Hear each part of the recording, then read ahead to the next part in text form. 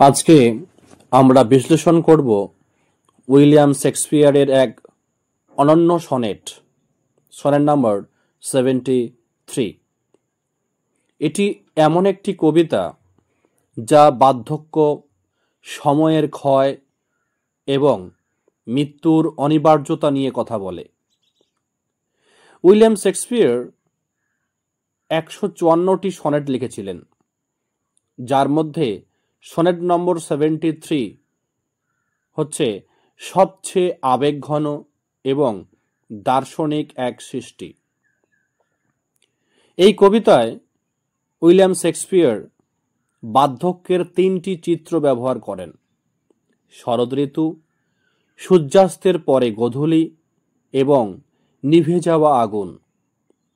এই প্রতিটি রূপকে ব্যবহার করে তিনি নিজের বার্ধক্য, মৃত্যুর আসন্নতা এবং প্রেমিক প্রেমিকার আবেগ নিয়ে কথা বলেছেন। উইলিয়াম শেক্সপিয়ারের এই যে 154টি সনেট, এই 154টি সনেটের সংকলন প্রথম প্রকাশিত হয় 1609 সালে। সনেট নম্বর 73 এই সংগ্রহের একটি অংশ। এই সময় ইংল্যান্ডে রেনেসাঁ যুগ চলছিল, যেখানে সাহিত্য, শিল্প এবং দর্শনের অসাধারণ বিকাশ ঘটেছিল। এই সনেট নম্বর 73 এর রাইম স্কিম হচ্ছে এ বি এ বি, প্রথম 4টে line A B A B, পরের 4টে line C D C D, ঠিক তার পরের 4 line E F E F, আর শেষ 2 লাইন জি জি। এই যে 4টি করে লাইন, এই 4টি করে লাইন নিয়ে একটি করে কোয়ার্টেন তৈরি হয়। অর্থাৎ এই কবিতায় আমরা 3টি কোয়ার্টেন পাব, আর শেষ 2 লাইন যাকে আমরা বলি কাপলেট। দেখো, একটি করে কোয়ার্টেন, 4টি করে লাইন, তাহলে এই কবিতার প্রথম কোয়ার্টেন, যে প্রথম 4 লাইন, সেই প্রথম 4 লাইনের rhyme scheme A B A B. দ্বিতীয় কোয়ার্টেন অর্থাৎ দ্বিতীয় 4 লাইনের rhyme scheme C D C D. তৃতীয় কোয়ার্টেন, এই তৃতীয় কোয়ার্টেনের 4 লাইনের rhyme scheme E F E F, আর শেষ 2টো লাইনকে বলা হয় কাপলেট, অর্থাৎ এই কাপলেটের রাইম স্কিম হচ্ছে জি জি। চলো আমরা এবারে কবি সম্পর্কে কিছুটা জেনে নিই। উইলিয়াম শেক্সপিয়ার, যার জন্ম 1564 সালে, মৃত্যু 1616 সালে। William Shakespeare was an English playwright, poet, and actor, widely regarded as the greatest writer in the English language. Playwright নাট্যকার, পোয়েট কবি, অ্যাক্টর মানে অভিনেতা, ওয়াইডলি রিগার্ডেড মানে ব্যাপকভাবে বিবেচিত হয় বা ব্যাপকভাবে গণ্য হয়, গ্রেটেস্ট মানে সর্বশ্রেষ্ঠ, রাইটার লেখক, ল্যাঙ্গুয়েজ মানে ভাষা। উইলিয়াম শেক্সপিয়ার ছিলেন একজন ইংরেজ নাট্যকার, কবি ও অভিনেতা, যিনি ইংরেজি ভাষার সর্বশ্রেষ্ঠ লেখক হিসাবে ব্যাপকভাবে গণ্য হন।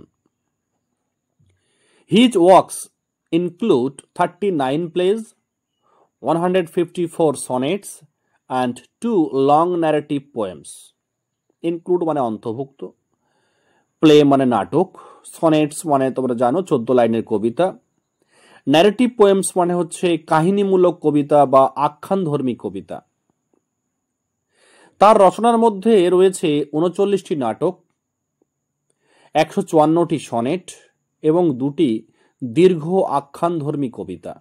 অর্থাৎ উইলিয়াম শেক্সপিয়ার তার সারা জীবনে 39টি নাটক লিখেছিলেন, 154টি কবিতা বা সনেট লিখেছিলেন এবং 2টি বেশ লম্বা দীর্ঘ আখ্যানধর্মী কবিতা লিখেছিলেন।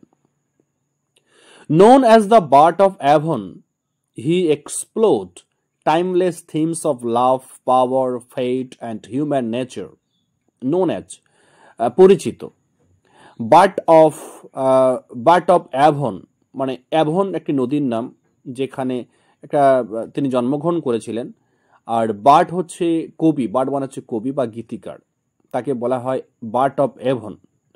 এক্সপ্লোড মানে হচ্ছে অনুসন্ধান করেছেন বা বিশ্লেষণ করেছেন। টাইমলেস মানে চিরন্তন। থিমস বিষয়বস্তু। ফেট মানে ভাগ্য বা নিয়তি। আর হিউম্যান নেচার মানে মানব স্বভাব। অ্যাভনের কবি নামে তিনি পরিচিত ছিলেন, বার্ট অব অ্যাভন নামে তিনি পরিচিত ছিলেন। তিনি প্রেম, ক্ষমতা, ভাগ্য ও মানব স্বভাবের চিরন্তন বিষয়বস্তু নিয়ে অনুসন্ধান করেছেন। His influence on literature and the arts remains unparalleled. Influence মানে হচ্ছে প্রভাব, লিটারেচার সাহিত্য, আর্টস শিল্পকলার জগৎ, রিমেন্স রয়ে গেছে, আনপ্যারালালড মানে অতুলনীয়, যাকে তুলনা করা যায় না। সাহিত্য ও শিল্পকলার উপর তার প্রভাব এখনো অতুলনীয় রয়ে গেছে। Sonnet, about the sonnet. এবার এই সনেট সম্পর্কে আমরা একটু জেনে নিই। সনেট নাম্বার 73 বিষয়বস্তু কি রয়েছে। Sonnet 73 reflects on ageing, mortality and the passage of time. Reflects on মানে হচ্ছে প্রতিফলিত করে। এই কবিতাটা কি বিষয়ের উপরে প্রতিফলিত করে? বলছে এজিং বার্ধক্যের উপরে, মর্টালিটি মৃত্যুর বাস্তবতা বা মরণশীলতা, প্যাসেজ অফ টাইম মানে সময়ের যে গতি বা সময়ের যে প্রবাহ। তাহলে সনেট নাম্বার 73 বার্ধক্য, মৃত্যুর বাস্তবতা এবং সময়ের প্রবাহ নিয়ে চিন্তা প্রকাশ করে। Using powerful imagery of autumn, twilight and a dying fire. দেখো তিনটেই ইমেজারি ব্যবহার করেছেন, autumn, twilight and dying fire. Shakespeare compares his ageing self to nature's decline. Powerful মানে শক্তিশালী বা গভীর, ইমেজারি মানে চিত্রময়তা বা কাব্যিক চিত্র, অটাম মানে শরৎ বা হেমন্ত, টুইলাইট মানে গোধূলি বা সন্ধ্যা, ডাইং ফায়ার মানে নিভে যাওয়া আগুন, যে আগুনটা নিভে চলেছে, কম্পেয়ার্স মানে তুলনা করা, এজিং সেলফ মানে হচ্ছে বয়স বৃদ্ধি হওয়া নিজেকে, আর নেচার্স ডিক্লাইন মানে প্রকৃতির ক্ষয় বা প্রকৃতির পতন। তো উইলিয়াম শেক্সপিয়ার শরৎ, গোধূলি ও নিভে যাওয়া আগুনের গভীর চিত্র ব্যবহার করে বার্ধক্যপ্রাপ্ত নিজেকে প্রকৃতির পতনের সঙ্গে তুলনা করেন। The poem suggests that awareness of life transience deepens love as we cherish what must eventually be lost. Suggest means ইঙ্গিত দেয়। তাহলে কবিতাটা ইঙ্গিত দেয় বা বোঝায়। অ্যাওয়ারনেস মানে সচেতনতা, লাইফ ট্রানজিয়েন্স জীবনের ক্ষণস্থায়িত্ব, ডিপেন্ডস মানে গভীর করে, চেরিশ মানে হচ্ছে যত্ন করা, ইভেনচুয়ালি মানে হঠাৎ করে বা শেষ পর্যন্ত, বি লস্ট হারিয়ে যাবে। এই কবিতাটি বোঝায় যে জীবনের ক্ষণস্থায়িত্ব সম্পর্কে সচেতনতা ভালোবাসাকে আরো গভীর করে তোলে। যদি কেউ ভালো করে জানে যে আমাদের জীবনটা ক্ষণস্থায়ী, যে কোনো মুহূর্তেই আমাদের জীবন প্রদীপ নেমে যেতে পারে, তখন ভালোবাসাটা আরো গভীর হয়ে ওঠে। কারণ আমরা জানি একদিন তা হারিয়ে যাবে, আমাদের এই জীবন একদিন হারিয়ে যাবে, তাই আমরা তা আরো বেশি করে আগলে রাখি। এবারে আমরা এই সনেট নাম্বার 73 এই কবিতার যে লাইন রয়েছে সেই কবিতার লাইনগুলো আমরা আলোচনা করব। দেখো প্রথম লাইন কি রয়েছে, that time of year thou mayst in me behold। আচ্ছা, দ্যাট টাইম অফ ইয়ার বলছে বছরের সেই সময়। তাহলে আমরা শুরুতেই বলেছি শরৎ ঋতু বা শীতকাল বলতে পারি। বলছে শরৎ ঋতুর সেই সময়টা, দাও, দাও মানে এখানে এটা পুরাতন ইংরেজি, ওল্ড ইংলিশ, এর এখনকার ইংলিশ হবে ইউ, আর মেস্ট মানে হচ্ছে মাস্ট বা মে, সরি মেস্ট মানে হচ্ছে মে। তাহলে দাও মেস্ট মানে হচ্ছে ইউ মে, বিহল্ট ইন মি, বিহল্ট মানে দেখতে পাওয়া বা লক্ষ্য করা, ইন মি মানে আমার মধ্যে। তাহলে বলছে যে that time of year you may in me behold, তুমি আমার মধ্যে দেখতে পাও বছরের সেই সময়কে, তুমি দেখতে পাও মানে ইউ মে বিহোল্ড, তুমি দেখতে পাও, ইন মি আমার মধ্যে, দ্যাট টাইম অফ ইয়ার বছরের সেই সময় মানে শরৎ বা শীতের সেই সময়টা দেখতে পাও। এই লাইনটির দ্বারা কবি কি বলতে চাইছেন? কবি এখানে নিজের বার্ধক্যকে প্রকৃতির একটি মরশুমের সঙ্গে তুলনা করেছেন, মানে শরৎ বা শীত ঋতু। তিনি বলছেন, তুমি এখন আমাকে দেখলে এমন মনে হবে যেন আমি বছরের সেই শেষ পর্বে পৌঁছে গেছি। একটি বছর শুরু হয় জানুয়ারি মাস দিয়ে এবং আস্তে আস্তে ডিসেম্বরে গিয়ে শেষ হয়। মানুষের জীবনটাকে যদি একটি বছর মনে করা হয়, অর্থাৎ সেই শেষের দিকটাকে মনে হয় ডিসেম্বর মাস, অর্থাৎ সেই শেষের দিকটা। তাই কবি বলছেন যে তুমি এই সময়, আমি যে বয়সী এখন পৌঁছে গেছি, আমার শরীরের যে অবস্থা, বার্ধক্য এসে গেছে, এই সময়টা দেখলে তোমার মনে হবে আমি যেন বছরের শেষ পর্বে পৌঁছে গেছি, অর্থাৎ আমি আমার জীবনের শেষ পর্বে পৌঁছে গেছি। When yellow leaves or none or few do hang, yellow leaves মানে হলুদ হয়ে যাওয়া পাতা, মানে গাছের যখন পাতাগুলো ঝরে যাওয়ার সময় হয়, সেই সময় গাছের পাতাগুলো হলুদ রঙের হয়ে যায়। অর নান অর ফিউ মানে বলতে চাইছে যে খুব অল্প সংখ্যক পাতা গাছে রয়েছে। ডু হ্যাং মানে ঝুলে আছে। যখন গাছে হলুদ পাতা ঝুলে থাকে বা কিছুই থাকে না বা অল্প কিছু থাকে, এখানে শরৎ ঋতুর ছবি আঁকা হয়েছে, যখন গাছ তার পাতাগুলো হারাতে বসেছে। এটি কবির বার্ধক্যের প্রতীক। মানে কি হয়, গাছ নতুন পাতা আবার নতুন করে তৈরি করার জন্য কি করে, তার যে পুরনো পাতাগুলো যেগুলো বয়স হয়ে গেছে, সেই পাতাগুলো হলুদ বর্ণ হয়ে একটা সময় ঝরে পড়ে, আবার নতুনের আগমন ঘটে। তাই এখানে সেই পাতাগুলোর যে অবস্থা, ঝরে যাওয়ার যে অবস্থা, যে কোনো মুহূর্তে পাতাগুলো ঝরে পড়তে পারে, সেই অবস্থার সঙ্গে নিজেকে কবি তুলনা করেছেন যে আমার এই জীবন যে কোনো মুহূর্তেই শেষ হয়ে যেতে পারে, যে কোনো মুহূর্তে আমার মৃত্যু হতে পারে। আমার বর্তমান অবস্থা ওই গাছের হলুদ পাতাগুলোর মতো। Upon those boughs which shake against the cold. দেখো, এখানে বাবস মানে হচ্ছে শাখা বা ডাল, যে ডালগুলো, গাছের যে ডাল।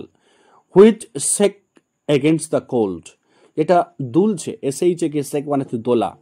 এগেনস্ট দ্য কোল্ড মানে ঠান্ডায়, এটা গাছের ঠান্ডার বিরুদ্ধে দুলছে, মানে যে শাখাগুলো ঠান্ডায় কাঁপে তার উপর ওই পাতাগুলো ঝুলে থাকে। মানে গাছের যে ডালগুলো, একটু ঠান্ডা বাতাস বইছে, সেই বাতাসে গাছের ডালগুলো কি করছে, ঝুলছে, দুলছে। আর গাছের ডালগুলো যখন দুলবে তখন ওই যে ঝরে পড়া যে পাতাগুলো ঝরে যাবে, একদম হলুদ হয়ে গেছে, যে কোনো মুহূর্তে পড়ে যাবে, ওই বাতাসে সেই পাতাগুলো ঝরে পড়তে পারে যেগুলো গাছের ডালে ঝুলে আছে। তাই গাছের ডালগুলোর মতো কবির শরীরও এখন দুর্বল হয়ে গেছে, অর্থাৎ মৃত্যুর ইঙ্গিত দেওয়া হচ্ছে যে কবির শরীরের অবস্থা খুব একটা ভালো নয়, যে কোনো মুহূর্তে সে ঝরে পড়তে পারে। আর এই যে গাছের ডালগুলো যেটা কাঁপছে, কবির শরীরের অবস্থা এত খারাপ বার্ধক্যজনিত কারণে তার শরীরও যেন একই রকমভাবে কাঁপছে। Bare ruined courts where late the sweet bird sang. কি বলছে যে bare ruined courts where late the sweet bird sang. Bare মানে হচ্ছে পাতাহীন বা ন্যাড়া। রুইন্ড কোর্টস মানে হচ্ছে এখানে ধ্বংসপ্রাপ্ত গির্জার অংশ, যে গির্জা ধ্বংস হয়ে গেছে। লেট সুইট বার্ড স্যাং, মিষ্টি সুরে পাখিরা গান গাইতো। বলছে সেই ন্যাড়া ধ্বংসপ্রাপ্ত স্থানগুলি যেখানে কিছুদিন আগেও পাখিরা গান গাইতো। বলছে গাছে যখন পাতা ভর্তি থাকে বা একটা যখন সুন্দর কোনো প্রাসাদ, সুন্দর কোনো বাড়ি থাকে, সেখানে গিয়ে পাখিরা বসে এবং গান গায়। যখন সেই সুন্দর প্রাসাদটি ধ্বংসপ্রাপ্ত হয়ে যায়, সেখানে পাখিরা আর যায় না। যখন গাছের পাতাগুলো ঝরে যায়, গাছ যখন একেবারে পত্রহীন হয়ে যায়, ন্যাড়া হয়ে যায়, তখন সেই গাছে পাখি আর যায় না, পাখি আর বসে না, সেখানে গান গায় না। গাছকে গির্জার মতো কল্পনা করা হয়েছে। এখানে গাছ গির্জার মতো কল্পনা করা হয়েছে, যেখানে পাখিরা এক সময় গান গাইতো, এখন তা শূন্য, পাতা নেই, পাখি নেই। এইভাবে কবির নিজের যৌবনের হারিয়ে যাওয়াকে প্রকাশ করেছেন, যে কবির মনে অনেক স্বপ্ন, অনেক ভালোবাসা, অনেক আশা ছিল, যৌবন ছিল, সেটা আর নেই, সেটা হারিয়ে গেছে। অর্থাৎ এখানে যে পাখিগুলো গাছে আর ফিরে আসে না, অর্থাৎ কবির সেই যৌবন আর এখন তার কাছে আর ফিরে আসে না। কবির মনের সেই স্বপ্ন, রঙিন স্বপ্ন, পাখিগুলো যেমন সেই গাছে আসতো, একই রকমভাবে কবির সেই রঙিন স্বপ্নগুলো আর কবির জীবনে ফিরে আসে না। ইন মি দাও cyst the twilight of such day, বলছে ইন মি আমার মধ্যে, দাও ইউ সি বলছে আমার মধ্যে তুমি দেখতে পাও the twilight of such day, এমন দিনের গোধূলি, এমন দিনের গোধূলি। দেখো টুইলাইট মানে হচ্ছে সন্ধ্যার আলো বা গোধূলি, সিস্ট মানে এখানে সিস্ট হচ্ছে সি মানে হচ্ছে সি, ওটা পুরনো সিস্ট ও নিউ হচ্ছে সি। তা বলছে যে আমার মধ্যে তুমি এমন দিনের গোধূলি দেখতে পাও। কবি নিজের জীবনকে দিনের মতো ভাবছেন, এখন তা সন্ধ্যার দিকে অর্থাৎ শেষ প্রান্তে। তাহলে কবি ভাবছে যে একটা দিন যেমন শেষের দিকে এসে গেছে, যে কোনো মুহূর্তে সন্ধ্যা এসে যেতে পারে, একই রকমভাবে আমার জীবনের যে শেষ প্রান্তে আমি পৌঁছে গেছি, যে কোনো মুহূর্তেই আমার জীবন শেষ হয়ে যেতে পারে, আমি এখন জীবনের শেষ প্রান্তে এসে উপস্থিত। As after sunset fade in the west, after sunset সূর্যাস্তের পরে, ফেড মানে ম্লান হয়ে যাওয়া বা অদৃশ্য হয়ে যায়, ওয়েস্ট মানে পশ্চিমে, বলছে যা সূর্যাস্তের পরে পশ্চিমে ম্লান হয়ে যায়, সূর্যাস্তের পরে পশ্চিমে ম্লান হয়ে যায়। বলছে যেমন সূর্য অস্ত যাবার পর আলো ধীরে ধীরে মুছে যায়, কবির জীবনও এখন ধীরে ধীরে নিভে যাচ্ছে। দেখো সূর্যের অস্ত যাওয়ার সঙ্গে তার জীবনকে তুলনা করা হয়েছে। সূর্য যেমন সারাদিন প্রচণ্ড তাপ আলো দেওয়ার পরে সে যখন দিনের শেষে অস্ত যায়, কবিও তার যৌবনে সে প্রচুর আনন্দ করেছে, তার জীবনে অনেক স্বপ্ন ছিল, আশা ছিল, ভালোবাসা ছিল, সেগুলো সব কিছু উপভোগ করে কবির জীবন এখন অস্ত চলে যাওয়ার মুহূর্তে।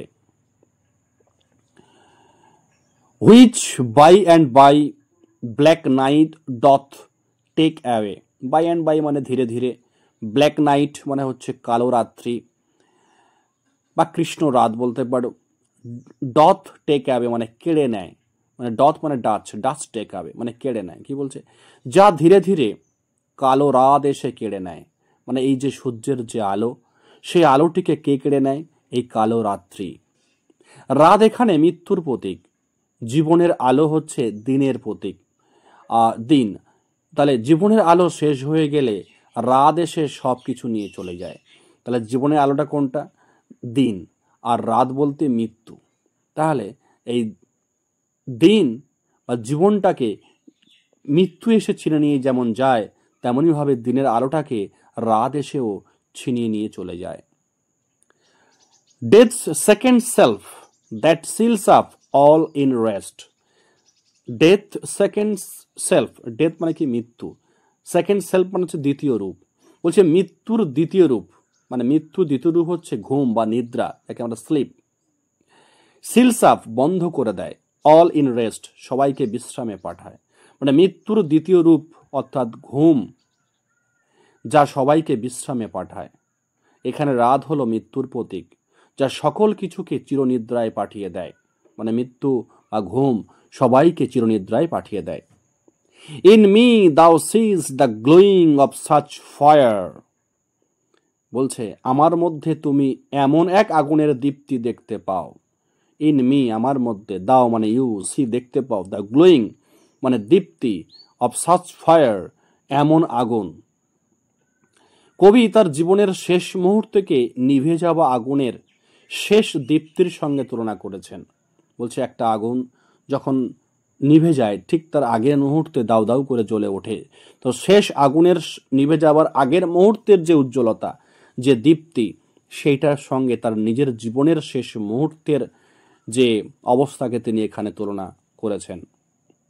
That on the ashes of his youth doth lie, ashes of his youth মানে তার যৌবনের ছাই, মানে তার যৌবনের যে যে ইচ্ছেগুলো ছিল, ডথ লাই মানে সেগুলো পড়ে আছে, যা তার যৌবনের ছাইয়ের উপর পড়ে আছে। That on the ashes of his youth doth lie, যা তার যৌবনের ছাইয়ের উপর পড়ে আছে। যৌবন একসময় জ্বলেছিল, এখন তা ছাই হয়ে গেছে, তার উপরে এখন শেষ দীপ্তি রয়েছে, শেষ আশাটুকু জেগে রয়েছে। As the death bed where on it must expire, death bed মানে হচ্ছে মৃত্যু শয্যা, হোয়ার অন যার উপরে, এক্সপায়ার নিঃশেষ হয়ে যাওয়া বা মৃত্যু হওয়া। বলছে যেন মৃত্যু শয্যা যার উপর আগুনটি নিঃশেষ হবে। এখানে আগুন বলতে এখানে জীবনকে বলা হয়েছে, যে আগুন এখন মৃত্যু শয্যায় নিভে যাওয়ার পথে, মানে জীবন এখন মৃত্যু শয্যায়, জীবন নিভে যাওয়ার পথে রয়েছে। কবির জীবনকে এখানে বলা হয়েছে, অর্থাৎ বয়স হয়ে গেলে মানুষের যে মৃত্যুর পথে ধীরে ধীরে এগিয়ে যায়, সেটাকে কবি এখানে বোঝাতে চাইছেন। Consumed with that which it was nourished by, consumed মানে কি, বা কনজিউমড বলতে পারি ধ্বংস বা ভস্মীভূত, নারিশড বাই যা দ্বারা তা পুষ্ট হয়েছিল, যা দ্বারা আগুন পুষ্ট হয়েছিল, মানে আগুনকে দাউ দাউ করে জ্বলতে গেলে সেখানে কি দিতে হয়, কাঠ দিতে হয় বা অন্য কোনো জিনিস যেটা দিলে আগুনটা দাউ দাউ করে জ্বলে। তা বলছে যা দ্বারা আগুন পুষ্ট হয় সেই জিনিসেই তা ভস্মীভূত হয়, মানে consumed with that which it was nourished by, যেটা দ্বারা তা পুষ্ট হয়েছিল। বলছে জীবন যেসব অভিজ্ঞতা বা কামনা বাসনা দ্বারা পুষ্ট হয়েছিল, মানে একটা জীবন তো মানুষের জীবনে অনেক কামনা আসে, বাসনা আসে, সেই সব নিয়েই মানুষ তার যৌবনটাকে অতিবাহিত করে। এখন সেইগুলি জীবনের ক্ষয় ডেকে আনে। তা মানুষের জীবনে উচ্চ আকাঙ্ক্ষা, মানুষের জীবনে অতিরিক্ত চাওয়া পাওয়া, এগুলো একটা মানুষের জীবনের ধ্বংস ডেকে আনে। এই যে উচ্চ আকাঙ্ক্ষা, মানুষের জীবনের যে কিছু পাওয়ার যে লালসা, বাসনা, তো যে বাসনা তার মধ্যে একটা সময় প্রবল ছিল, সেই বাসনা, সেই লালসা তার জীবনের ক্ষয় ডেকে এনেছে। তাই এখন সে বার্ধক্যে এসে পৌঁছে গেছে। ওই কামনা বাসনাগুলো তার জীবনের ধ্বংস ডেকে আনবে। দিস দাও পারসিপ্ট হুইচ মেক্স দাই লাভ মোর স্ট্রং। দেখো পারসিপ্ট মানে হচ্ছে বুঝতে পারা বা উপলব্ধি করা। মেক দাই লাভ মোর স্ট্রং মানে দাই মানে ইয়োর লাভ, দাই মানে ইয়োর, তোমার ভালোবাসাকে আরও দৃঢ় করে তোলে। তুমি এই সব বুঝতে পারো। দিস দাও পারসিপ্ট মানে তুমি এই সব বুঝতে পারো, হুইচ যা, মেক্স দাই লাভ মোর স্ট্রং যা তোমার ভালোবাসাকে আরও দৃঢ় করে তোলে। প্রেমিকা কবির বার্ধক্য মৃত্যুর প্রান্ত বুঝতে পেরে তাকে আরও গভীরভাবে ভালোবাসে। কবি বলছে যে তার প্রেমিকা বুঝতে পেরেছে যে তার প্রেমিকের অবস্থা, অর্থাৎ কবির অবস্থা খুবই খারাপ, কবির বার্ধক্যে এসে পৌঁছে গেছে এবং তার মৃত্যু অবসম্ভাবী। তাই এটা বুঝতে পেরে প্রেমিকা তার প্রেমিককে আরও গভীরভাবে ভালোবাসছে। To love that well which thou must leave ere long, কি বলছে, লাভ দ্যাট ওয়েল তাকে গভীরভাবে ভালোবাসো, হুইচ দাও মাস্ট লিভ যাকে তোমাকে ছাড়তে হবে, হুইচ যাকে ইউ মাস্ট লিভ তোমাকে ছেড়ে যেতে হবে, আর লং অল্প সময়ের মধ্যে, আর লং মানে হচ্ছে শীঘ্রই বা অল্প সময়ের মধ্যে, তাকে গভীরভাবে ভালোবাসো যাকে তোমাকে অল্প দিনের মধ্যেই হারাতে হবে। মৃত্যুর ছায়া সম্পর্কে আরও গভীর করে তোলে। আমরা যা হারাতে যাচ্ছি সেটিকে আমরা আরও বেশি করে ভালোবাসতে থাকি। এই গেল আমাদের সনেট নাম্বার 17 এই কবিতাটির লাইন বাই লাইন ব্যাখ্যা এবং আলোচনা। যদি তোমাদের কোথাও কোনো অসুবিধা হয় বুঝতে, তোমরা অবশ্যই আমাকে কমেন্টে জানিও। যদি তোমরা আরও ডিটেলসে ব্যাখ্যা চাও, আমি তোমাদের ডিটেলসে ব্যাখ্যা দিতেও পারি। তাই ভালো করে কবিতাটি পড়ো, লাইন বাই লাইন কবিতা পড়ো। এখান থেকে তোমাদের প্রশ্ন তো আসবেই এবং সেই প্রশ্নগুলো ভালোভাবে লিখতে গেলে ভালোভাবে তোমাদের কবিতাকে বুঝতে হবে। ওকে, ভালো থেকো এবং